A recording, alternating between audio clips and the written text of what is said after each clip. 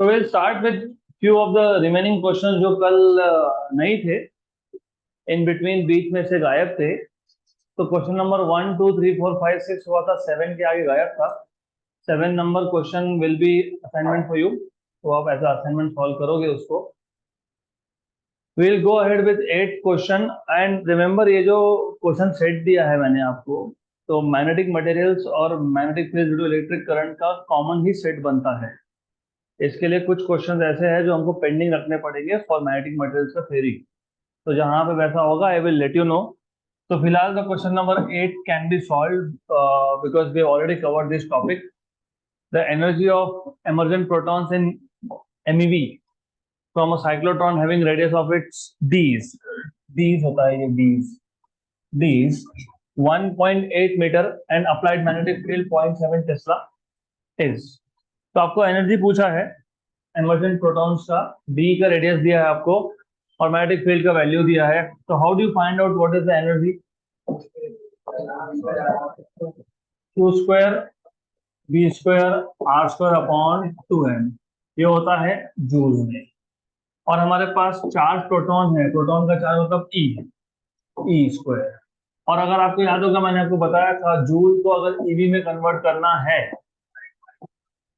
Divide by E, ये आता है ईवी। Cancel and cancel. तो स्ट्रेट फॉरवर्ड है, just put values and solve. तो E equal to 1.6 into 10⁻⁻19। Magnetic field कितना है? 0.5 0.7 टेस्ला। 0.7 का स्क्वायर मतलब 0.49। और R स्क्वायर, R कितना है? 1.8। व्हाट इज 1.8 का स्क्वायर? 3.24 अपॉन अपॉन क्या था? 2 times of mass. What is mass? 1.67 into 10⁻⁻27। Electron होगा तो -31, नहीं तो -27। प्रोटॉन दिया है ना, तो -27 ईवी। ओके, वो 1.6 और 1.67 रफली speaking cancel out, approximately cancel out. 0.49/2 और ये 3.24 भी है। What is 3.24/2? 1.62 बराबर पक्का सर। What is 0.5? 0.4 मतलब क्या होता है? 0.5 0.5 1/2। तो ये जो 0.49 है ना, इसको मैंने 0.5 मान लिया अप्रोक्सीमेटली। 10⁻⁻19 और नीचे -27, तो ऊपर कितना है जल्दी? 10⁻8। व्हाट इज 1.62 का हाफ? 0.81 इंटू 10⁻8 मतलब 10⁻2 और 10⁻6। 10⁻6 क्यों किया? क्योंकि मुझे क्या चाहिए? MeV, right? तो क्या आ गया आंसर?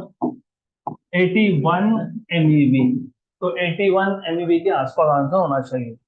76 आसपास, अप्रोक्सीमेटली 76। तो रिमेंबर ये हमने अप्रोक्सीमेशंस किए, इसके लिए 81 एमईवी आंसर आ रहा है। एग्जैक्ट करके देख लेते हैं just for your I mean surety. तो एक काम करते हैं, ये 1.6 into 0.49 into 3.24 divide by 2 into 1.67 divided by 2 वापस डिवाइडेड बाय 1.67, कितना आ गया? 0.76 मतलब 76 एमईवी आता है आंसर। एग्जैक्टली सॉल्व करोगे तो। अगला question, a circular coil of radius 10 centimetre having 100 turns carries a current of 3.2 ampere. The magnetic field at the center of the coil is जो, what is the magnetic field at the center of coil? N is number of turns, μ0 I by 2r। 2r होता है यहाँ पे, बराबर ना? What is number of turns? 100. What is μ0? 4.10⁻⁻7. How much is current? 3.2. What is radius? 10 centimetre मतलब 10⁻⁻1 metre. 10 into 10⁻⁻2 मतलब 10⁻⁻1। ये 2 zero, ये 10⁻⁻1 ऊपर जाके और एक जीरो, 3 3 और ये 10⁻⁻ 4. 4 pi is 12.5. Actually 12.56. 1 जा and 1.6 जा. So 1.6 जा. 12.5. 12.5 into 1 is 12.5. 12.5 into 0.6. roughly 7 point something आता है. तो आंसर 20 point something आएगा. 20.1. तो ये आएगा 20.1 into 10 raised to -4 टेस्ला. तो आंसर आएगा 2.01 into 10 raised to -3 Tesla. Option number A.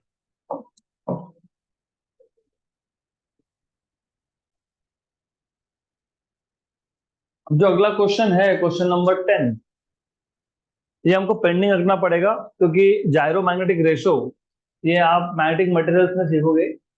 तो gyromagnetic ratio we will learn in the next chapter and then we will come back to such questions. This question you can solve, of course. Magnetic field at the center of circular loop of area A is B. हमारे पास एक circular loop है जिसका area A है, उसके centre में magnetic field B है. आपको पूछा what is magnetic moment of the loop. Magnetic moment of the loop, what is the magnetic dipole moment? NIA. IA क्योंकि नंबर ऑफ लूप एक ही है. इट इज N मतलब number of turns, I current through the loop and A area of the loop. अब सबसे पहले you have to understand कि आपको जो क्वेश्चन जैसे पूछा गया है, क्या पूछा है? Magnetic moment. अभी हाँ, अब क्या है कि I और A आपको answer in terms of A है ना, इन टर्म्स ऑफ A क्या है? एरिया है. ओके. और B क्या है? Magnetic field. So do you remember what is the magnetic field at the center of a loop? Mu 0 I. आगे 2 R. So what is I? 2 BR upon mu 0. But do you know area is pi R square? है ना? So what is R square? Okay. So R square is A by pi. What is R? Root A by pi. अब ये जो R है, ये equation number 2 में substitute करूंगा. तो from 2 and 3 you have B equal to, वैसे B की जरूरत नहीं, हमको करंट की जरूरत है. तो we will call this as equation number 2. हमको करंट चाहिए ना, हमको मैग्नेटिक मोमेंट से करंट चाहिए. तो पुट दिस R हियर. तो what is current? 2B upon mu 0. R क्या है? Under root of A by pi. ये इक्वेशन नंबर 4. इक्वेशन नंबर कहाँ जाएगा? अरे क्या चाहिए तुमको? क्या पूछा है? क्या पूछा है? हाँ, तो ये इक्वेशन नंबर जो 4 है वो इक्वेशन नंबर 1 में सब्स्टिट्यूट कर दो. Magnetic moment is I into A. What is I? 2B upon mu 0 root of A by pi. Into क्या है? Into A. इंटू क्या है? A है ना. हाँ, तो क्या चाहिए answer? 2BA root A upon mu 0 root pi. पहले चेक कर लो ये ऑप्शन है तो ठीक हो गया.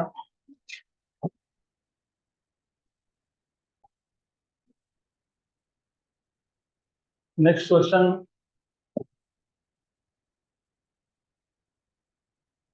If the current sensitivity of a galvanometer is doubled, then its voltage sensitivity will be. अभी करंट सेंसिटिविटी तो तुमको पता है, हमने डिफाइन किया था. उससे पहले ये बता दो, if you remember deflecting torque is equal to restoring torque. याद है क्या? What is deflecting torque? NIA बस. B equal to K theta. तो अगर आपको याद होगा तो theta by I D theta by D I मतलब थीटा बाय आई. सो क्या बोलते हो तुम?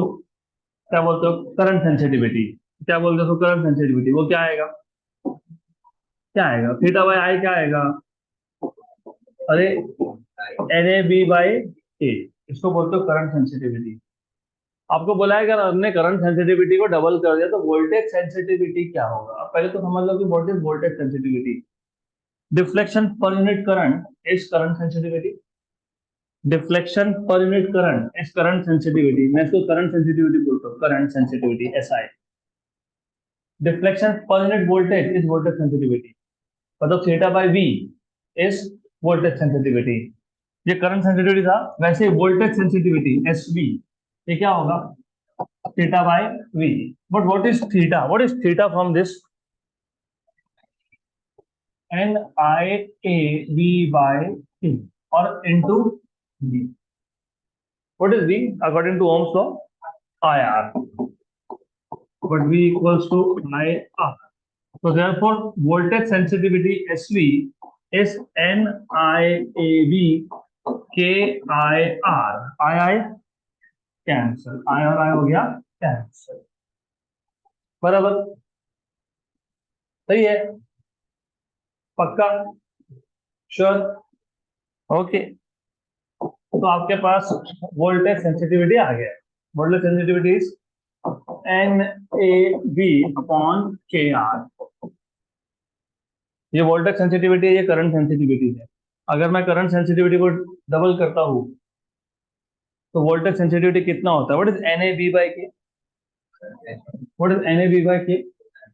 तो वोल्टेज सेंसिटिविटी मतलब क्या, करंट सेंसिटिविटी अपॉन R, सही है ना। If I double current sensitivity what will happen to voltage sensitivity, double, double है, ऑप्शन नंबर ए। तो SV is proportional to SI, therefore if SI is doubled, SV will also be double,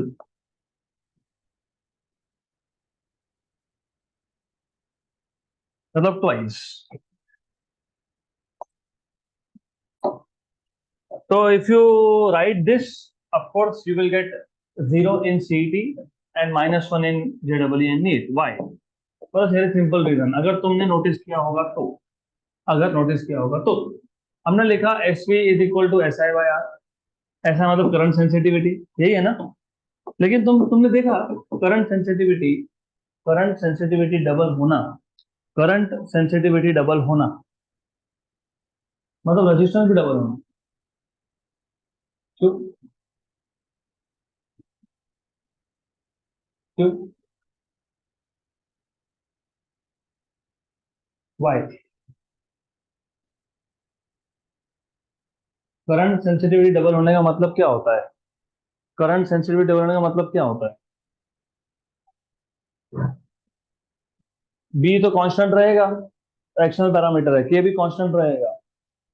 तो current sensitivity double होने का मतलब क्या होता है, या तो एरिया डबल होना या फिर नंबर डबल होना। अगर नंबर ऑफ टर्न्स डबल हो गया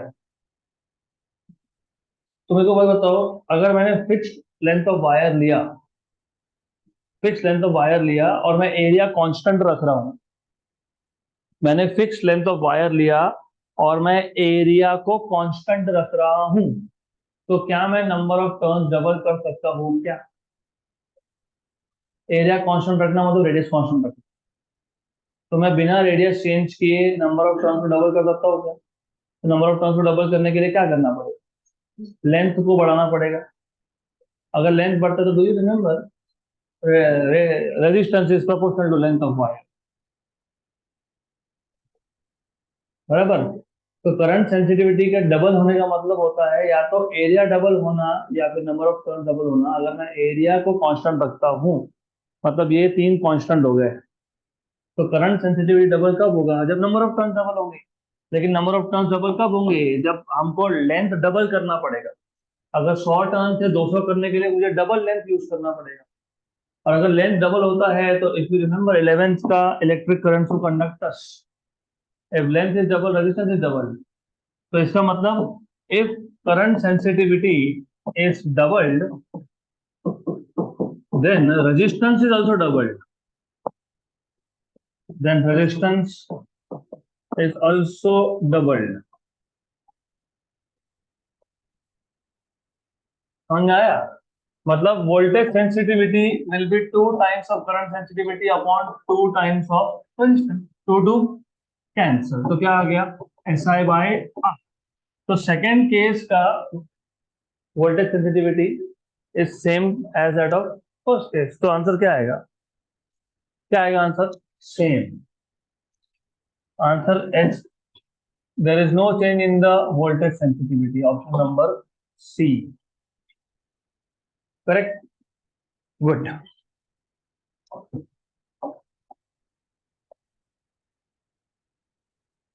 Next question.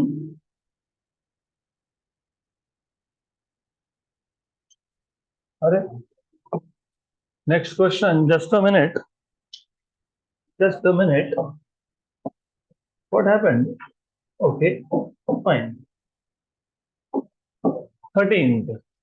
The range of voltmeter of resistance 300 ohm is 5 volt. हमारे पास एक वोल्ट मीटर है जिसका रेजिस्टेंस 300 ओम है, उसका रेंज 5 वोल्ट है। The resistance to be connected to convert it into an ammeter of range 5 ampere is, अगर हमको उसको एमीटर में कन्वर्ट करना है और 5 एम्पियर के रेंज का एमीटर बनाना है, तो रेजिस्टेंस हमको कनेक्ट कितना करना पड़ेगा और कैसे करना पड़ेगा? सबसे पहले ये क्वेश्चन जो है ये पिछले चैप्टर से आ रहा है यहाँ पे। As I told you earlier also कि ओल्ड सिलेबस में और इवन सीबीएसई के अभी के बुक्स में भी गैलोनोमीटर और वोल्ट मीटर और एमीटर सेम चैप्टर का पार्ट है। सिर्फ आपके स्टेट बोर्ड में क्या किया, गैलोनोमीटर इस चैप्टर में डाल दिया, एमीटर वोल्ट मीटर पिछले चैप्टर में डाल दिया। कौन सा पिछला चैप्टर? हाँ, करंट इलेक्ट्रिसिटी। तो है तो सब सेम। अभी आ गया तो हम लोग क्वेश्चन सॉल्व कर लेंगे। सबसे पहले ये पता होना चाहिए, अगर आपको गैलोनोमीटर को या वोल्ट मीटर को एमीटर में कन्वर्ट करना है तो शंट लगाना पड़ता है। शंट मतलब पैरेलल। तो सीरीज वाले आंसर आ नहीं सकते, मतलब ए और सी तो आउट ऑफ क्वेश्चन है, राइट? फिर आपको ये याद होना चाहिए, नहीं याद है तो कोई बात नहीं। If you don't remember that is actually not okay, but okay. तो इफ यू रिमेम्बर, ये गैलोनोमीटर था, इसको अगर एमीटर में कन्वर्ट करना है तो यू कनेक्ट शंट। तो जो टोटल करंट था आई, उसका एक पार्ट होता है आई जी, दूसरा होता है आई एस। फिर गैलोनोमीटर का रेजिस्टेंस तुम बोलते हो जी, फिर तुम बोलते हो कि ये और वो पैरेलल में है तो voltage drop across G and across S is same. फिर तुम बोलते हो कि ये जो है आई जी इंटू जी है और ये आई एस इंटू एस है। But what is total current? I G plus I S. अब what is I S from here?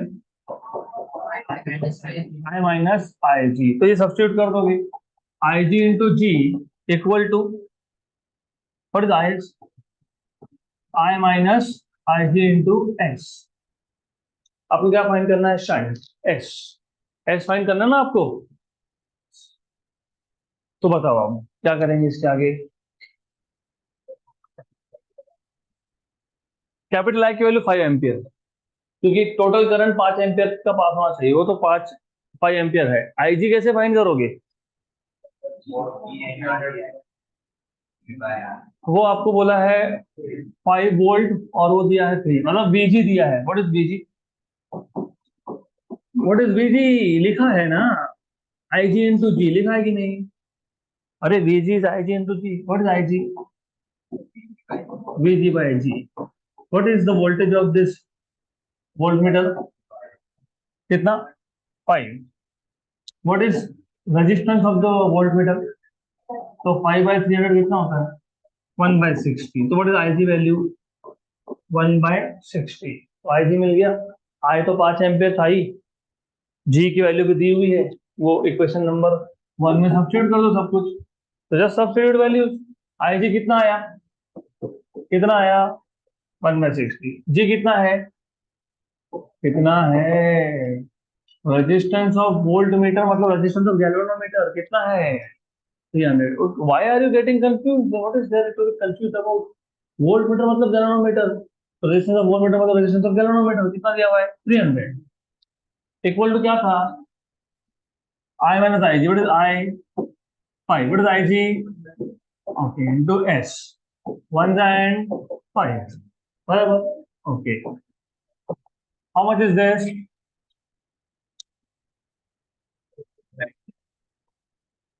299 by बराबर। हाँ, तो कितना है ये पता है? 1 के आसपास, रफली रफली 1। तो 1 ओहम इन सीरीज की पैरेलल तो है ना।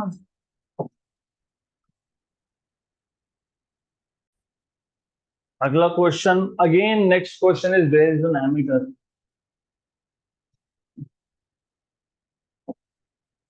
If the galvanometer current is 10 milliampere, मतलब आईजी की वैल्यू है 10 milliampere, resistance of galvanometer is 40 ohm, मतलब जी की value 14 ohm, and shunt 2 ohm, मतलब एस की वैल्यू है 2 ohm, is connected to a galvanometer. The maximum current which can be measured by the ammeter is, maximum current मतलब I पूछा है I।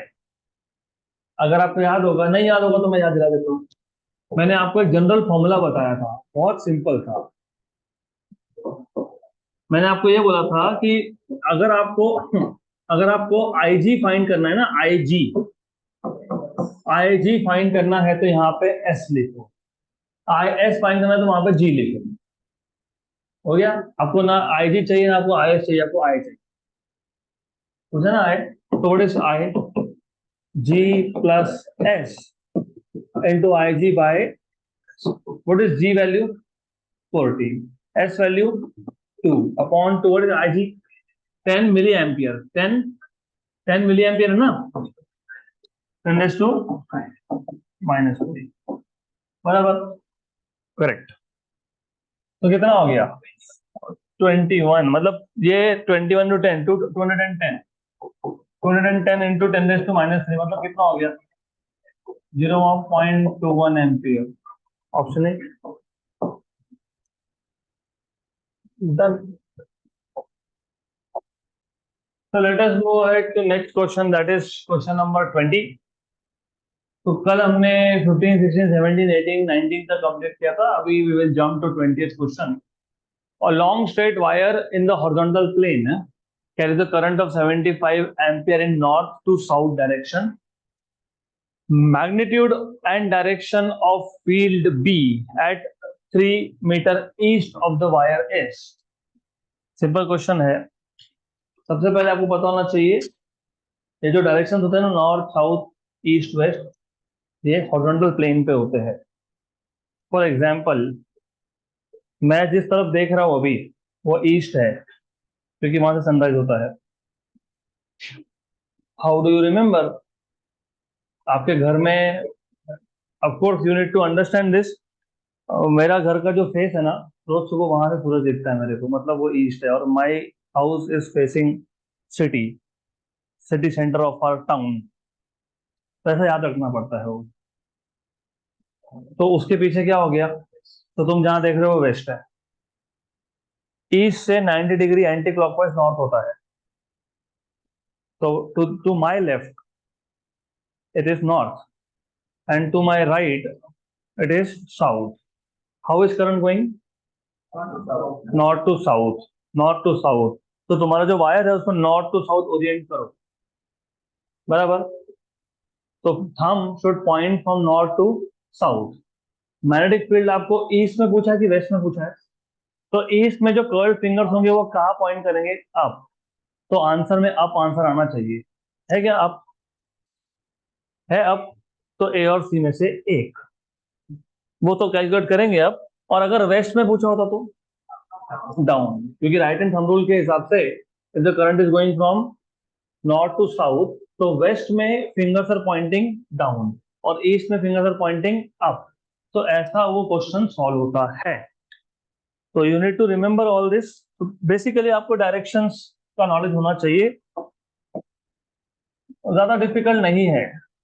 If I take this as north and this as south, तो मैंने अभी बताया अगर east से anti clockwise 90 पे नॉर्थ है, तो नॉर्थ से क्लॉकवाइज 90 पे ईस्ट है।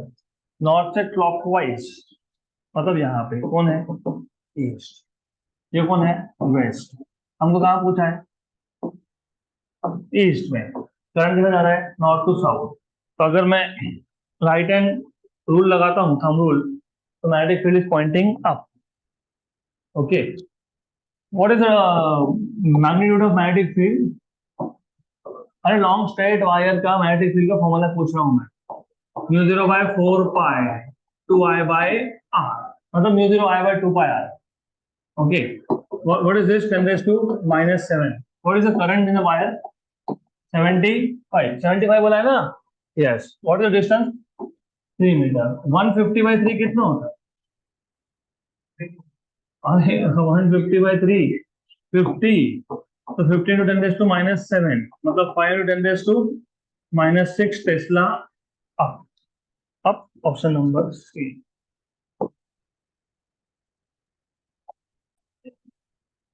अगला question, question number 21. The inner and outer radius of toroid core. अभी अगर आपको याद होगा, टोरॉइड के केस में हम जो रेडियस यूज करते हैं वो एवरेज रेडियस होता है. तो आपको इनर और आउटर रेडियस दिया है तो एवरेज निकाल लोगे, इनर प्लस आउटर बाय 2, मतलब 28.5, क्योंकि 28 और 29 का एवरेज 28.5 होता है. ओके, 1 और 2 का क्या होता है? 1.5. 2 और 3 का क्या होता है? 2.5. तो 28 29 का 28.5. एंड क्या बोला है? And around the core there are 3700 turns of a wire. तो कोर के अराउंड 3700 टर्न्स है of the wire. If a current of 10 ampere is passed, if the current in the wire is 10 ampere, मतलब current of 10 ampere is passed, then the magnetic field inside the core of toroid is जो. What is magnetic field at the center of toroid? Q0 and I. What is N? N upon 2 pi R. और ये R है, ये R average होता है, तो ये R inner plus R outer by 2, 28 plus 29 by 2, मतलब 28.5, 28.5 सेंटीमीटर. मतलब basically 28.5 into 10 raise to minus 2 metre into 10 raise to minus 2 metre. तो पुट वैल्यूज, एक काम करो, ये जो 2 है ना, 2 इसको क्या करो 4, और यहाँ क्या लिख लो, म्यू 0/4 बाय कितना हो गया?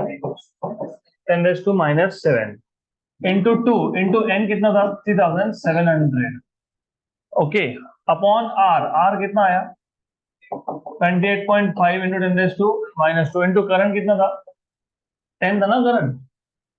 हाँ, ये देखो, ये 10 माइनस 7 है, ये 10 3 है, -7 + 3 -4, और ये -2 ऊपर आएगा तो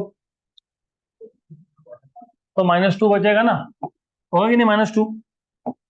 अरे -7 और ये 3 -4 और ये 2 ऊपर आ गए प्लस, तो -2, तो 10 - 2.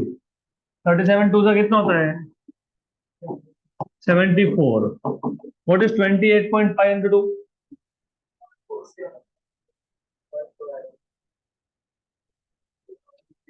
वही बता रहा हूं मैं. 28 2 सा बता दो, 56. ठीक है, तो 28.5 2 सा इज 57 और 28.5 3 सा इज 85.5. तो आपका ऊपर नंबर 74 है, मतलब 57 और 85.5 के बीच में है, तो आपका आंसर 2 और 3 के बीच में है. 2 और 3 के बीच में है, दिख रहा है? यस. अब दोनों ऑप्शन सेम है तो ठीक है, ए एंड बी. तो 1 था एंड 2.6 था, तो 2.6 into 10 raise to minus 2 Tesla.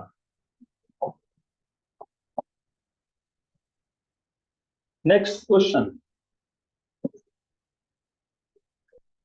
22. The magnitude of torque experienced by a square coil of side 12 centimeter which consists of 25 turns and carries a current of 10 ampere suspended vertically and normal to the plane of the coil makes an angle of 30 degree with the direction of uniform horizontal magnetic field of 0.9 Tesla is. मतलब घुमा फिरा के तुमको पूछा torque. अगर आपको याद होगा, हमने torque acting on a rectangular coil inside magnetic field के दो केसेस देखे थे. एक में था plane of the coil is in the plane of magnetic field, उस केस में आता है NIAB. एक था जिसमें प्लेन ऑफ द कॉइल का जो नॉर्मल है it makes angle theta with the direction of magnetic field, उसमें था torque equal to NIAB sine theta. तो यहाँ पे कौन सा केस है? Sine theta. सेकंड केस है, यहाँ पे है सेकंड केस, तो torque equal to NIAB sine theta. What is number of turns given to you? कितना? 25. How much is the current? 10. What is the area, क्योंकि ये स्क्वायर है ना, what is area of square, side square, length is 12 centimetre, मतलब 12 × 10⁻² metre, मतलब 144 × 10⁻⁴ metre square, बराबर। Okay, calculation का speed बहुत फास्ट रखना पड़ेगा। ये n हो गया, i हो गया, a हो गया, b कितना है, कितना दिया हुआ है b, 0.9, 0.9, what is sin 30, half, 1/2। Okay, एक काम करो, सबसे पहले ये 10 × 0.9 मतलब 9, 25 × 9 × 144 × 10⁻⁴, बराबर, और साइन ऑफ 30, 1 and 70 2 जा, 25 × 9 is 225, 225 × 72।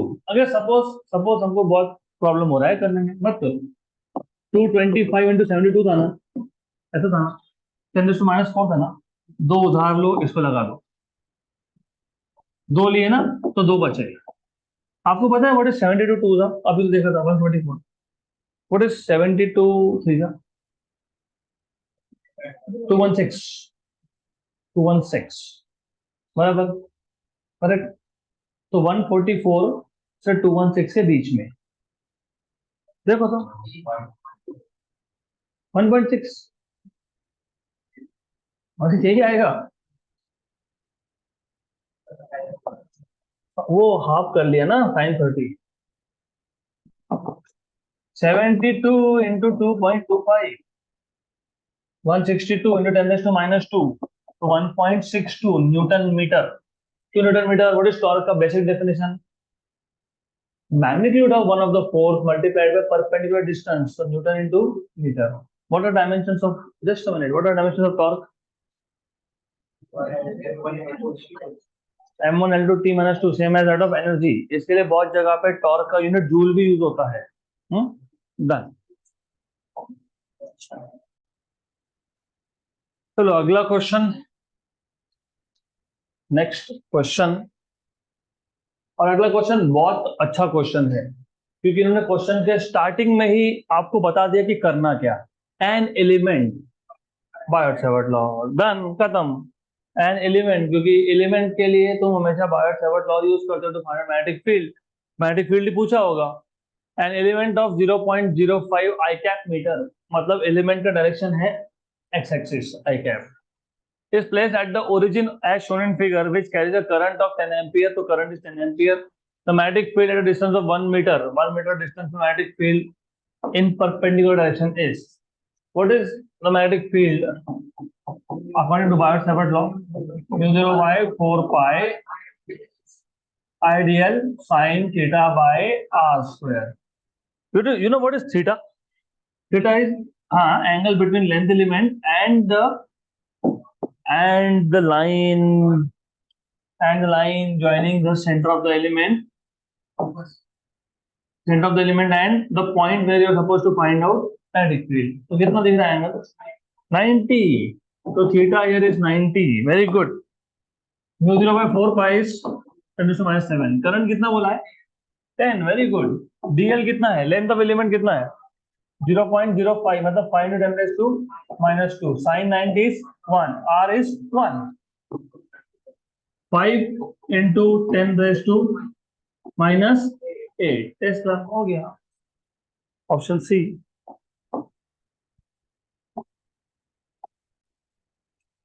अगला क्वेश्चन,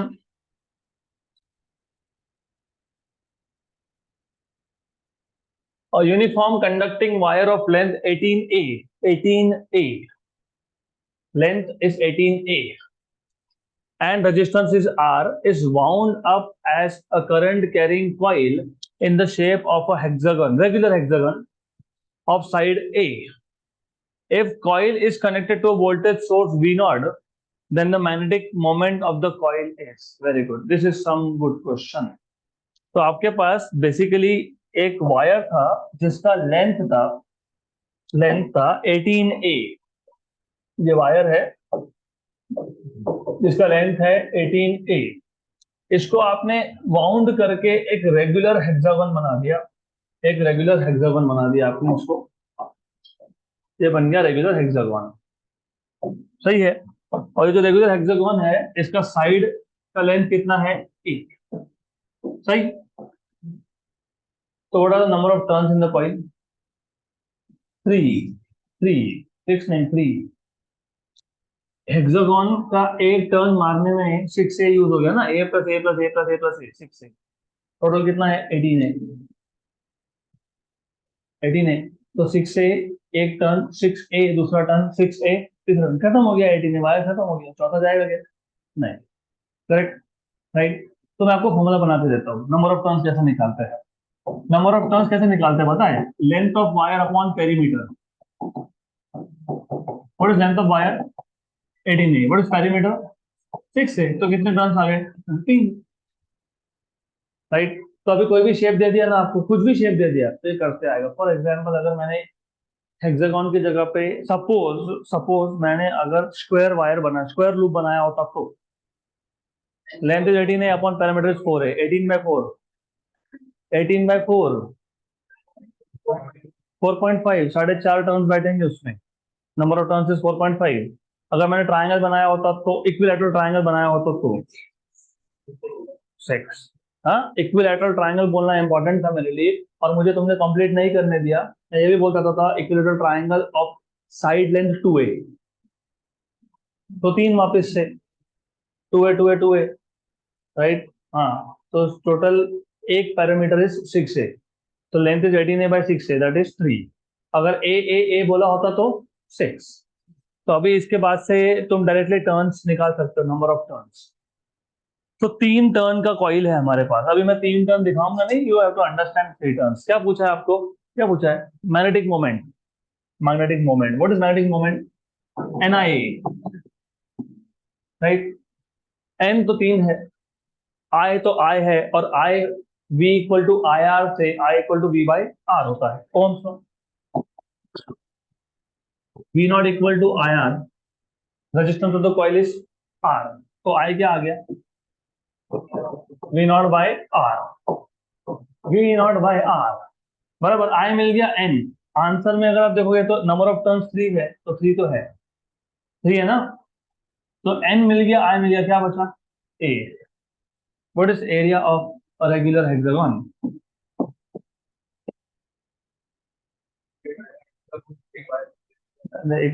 इक्विलैटरल ट्रायंगल का क्या मतलब आ गया। अच्छा, तुम इसको 6 इक्विलैटरल ट्रायंगल बना रहे हो, हाँ वो भी कर सकते हो। You can actually do one thing, what you can do is, that is also fine, very good, लेकिन नॉट रिक्वायर्ड एज सच। अगर आप अपोजिट वर्टाइसेस को कनेक्ट करते जाओगे ना, तो 6 इक्विलैटरल ट्रायंगल बनेंगे, 6 बराबर। तो find area of 1 into 6।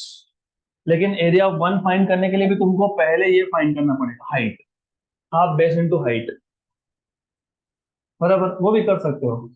But I would recommend आपको डायरेक्टली हेक्सागन का अगर एरिया पता है, रेगुलर हेक्सागन का एरिया पता है तो काम हो गया। What is area of hexagon, 3√3/2a square, तो 3√3 इंटू a स्क्वायर, ऐसा आता है वो, वही है जो तुम बोल रहे हो। हाँ, लेकिन क्यों करना है, you if you know this directly done. तो मिल गया म्यू इक्वल टू NIA। व्हाट इज N, 3, I is V0 by R, A is 3√3/2 a square, 3 into 3 9, 9√3/2 V0 by R a square, हो गई, हो गई, होगा ही है क्या, ऑप्शन नंबर बी। अगला क्वेश्चन, अभी ये जो क्वेश्चन नंबर 25 है ना, it cannot be solve at this moment because it is related to magnetism, मतलब magnetic materials. So due to a small magnet intensity at a distance x, in the end on position is 9 Gauss, what will be intensity? चलो कर ही लेते हैं क्योंकि 11th standard से आ रहा है, अभी 11th का तो हम लोग मैग्नेटिज्म रिवाइज करेंगे नहीं, तो कर लेते हैं solve. Due to a small magnet intensity at a distance x in the end on position, and on position, पर पता होना चाहिए what is the meaning of and on position, is 9 Gauss. What will be the intensity in Gauss at a distance x by 2 on broadside on position? Good words. Broadside on position, end on position. सुना ही नहीं ना हमने. पता है कि end on, broadside on. Bar magnet के case में, ये बार मैग्नेट है. बार मैग्नेट के केस में you must know there are two poles, of course, north and south.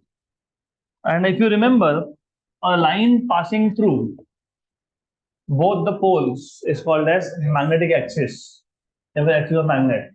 A line passing through center of magnet and perpendicular to axis is equator. दोनों में से broad side कौन सा देखता है? Broad side, broad side, broad. ये side broad है कि ये साइड ब्रॉड है? ब्रॉड साइड कौन सा है? ए साइड ब्रॉड है कि बी साइड ब्रॉड है? बी. तो ब्रॉड साइड ऑन मतलब इक्वेटर पे. ओके. और क्या बोला है? End on position. End on position मतलब मैग्नेट के एक एंड पे, मतलब कहां पे? एक्सिस पे. तो बेसिकली एंड ऑन मतलब magnetic field at the axis, ऐसा बोलने की कोशिश.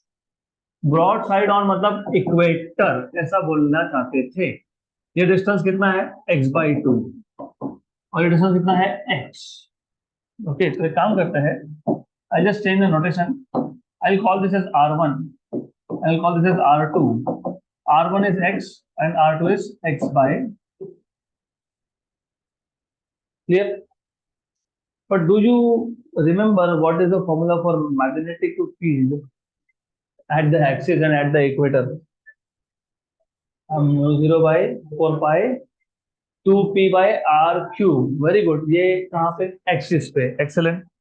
तो magnetic field at axis is mu 0 by 4 pi 2p by r cube, और at equator mu 0 by 4 pi p by r. तो basically magnetic field at the axis is 2 times magnetic field at the equator. लेकिन distance same होना चाहिए. यहाँ distance same नहीं है. Axis पे x है और इक्वेटर पे x by 2. तो एक काम करो, एक्सिस पे ये r1 और ये r2, आप दोनों को डिवाइड कर दो. डिवाइड कर दो दोनों को. आपको क्या चाहिए था? कहाँ चाहिए था? ब्रॉड साइड ऑन पोजिशन मतलब कहाँ चाहिए? इक्वेटर पे. तो B equator upon B axis equal to, what is B equator? अभी लिखा है ना B equator. Mu 0 by 4 pi P by R. कौन सा? r2. Mu 0 by 4 pi 2p bye, हाँ 2 भूलना नहीं, 2 भूले तो गए. तो क्या आ गया? r1 Q upon 2 r2 Q. Very good. मतलब B equator upon B axis is 1 by 2 r1 by r2 का cube. r2 is r1 by 2, ऐसे ही है ना? तो what is r1 by r2? 2. बराबर.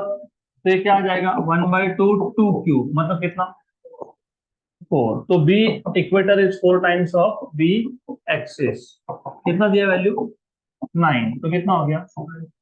तो 36 गॉस आंसर होना चाहिए. है क्या? है ऑप्शन नंबर सी.